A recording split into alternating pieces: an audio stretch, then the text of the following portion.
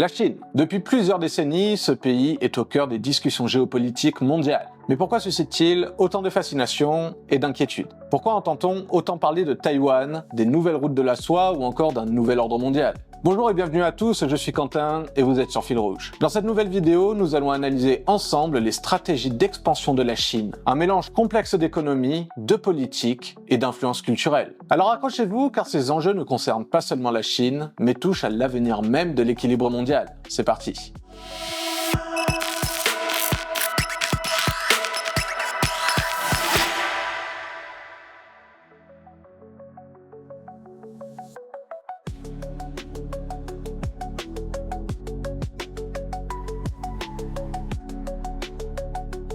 En 2013, Xi Jinping a annoncé l'initiative des nouvelles routes de la soie, aussi connue sous le nom de Belt and Road Initiative.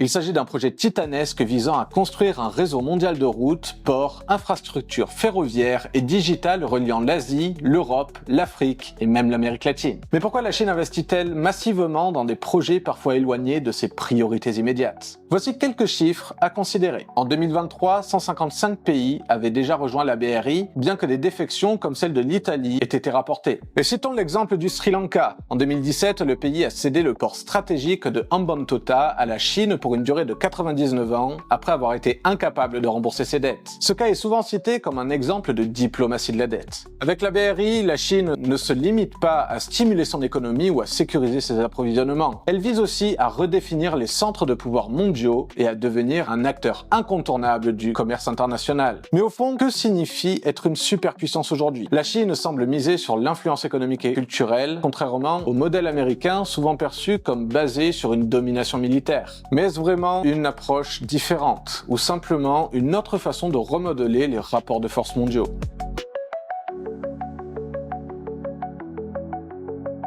Pourquoi Taïwan est-elle au cœur des tensions internationales? Taïwan, avec ses 24 millions d'habitants, est l'un des territoires les plus stratégiques au monde. Et voici pourquoi. Taïwan produit environ 90% des semi-conducteurs avancés, notamment grâce à l'entreprise TSMC ou la Taiwan Semiconductor Manufacturing Company. Ces puces sont essentielles pour les smartphones, voitures et technologies de pointe comme l'intelligence artificielle. Depuis 1949, la Chine considère Taïwan comme une province rebelle. L'île, de son côté, se présente comme un État souverain. La Chine organise régulièrement des exercices militaires autour de l'île. Les États-Unis, de leur côté, soutiennent Taïwan à travers des ventes d'armes et des engagements symboliques. En cas de conflit, le contrôle de l'industrie des semi-conducteurs et la position stratégique de Taïwan pourraient provoquer une crise mondiale. Mais ce désaccord dépasse une simple querelle territoriale. Il oppose deux visions du monde, un ordre international dominé par les démocraties occidentales d'une part, et un monde multipolaire où la Chine jouerait un rôle central. Jusqu'où les grandes puissances peuvent-elles aller pour défendre des valeurs comme la démocratie ou la souveraineté nationale? Un conflit autour de Taïwan pourrait avoir des conséquences catastrophiques, plaçant les grandes puissances face à des choix difficiles.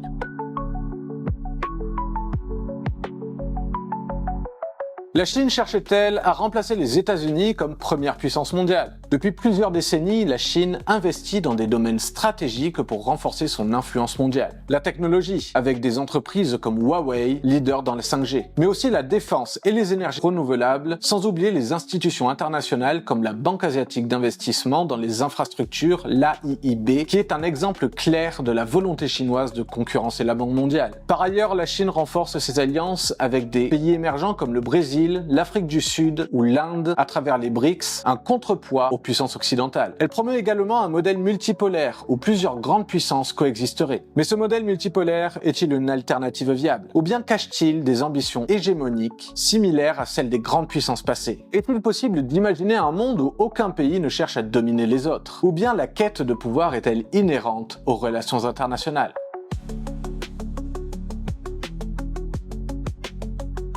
Les stratégies d'expansion de la Chine, qu'il s'agisse des nouvelles routes de la soie ou des tensions autour de Taïwan, révèlent une ambition claire, remodeler l'ordre mondial. Mais cette ambition représente-t-elle une opportunité pour réinventer les règles du jeu, ou bien une menace pour l'équilibre actuel? nous devons nous interroger non seulement sur l'avenir que la Chine veut façonner, mais aussi sur le rôle que nous, citoyens du monde, voulons jouer dans ce nouvel ordre mondial. Alors quelle vision du futur voulons-nous construire ensemble? La réponse se trouve peut-être dans vos commentaires. Alors interagissez pour alimenter le débat et n'oubliez pas de partager cette vidéo autour de vous et de vous abonner pour ne pas manquer nos prochains décryptages. En attendant, on se retrouve jeudi à 17h pour une nouvelle analyse géopolitique sur Fil Rouge.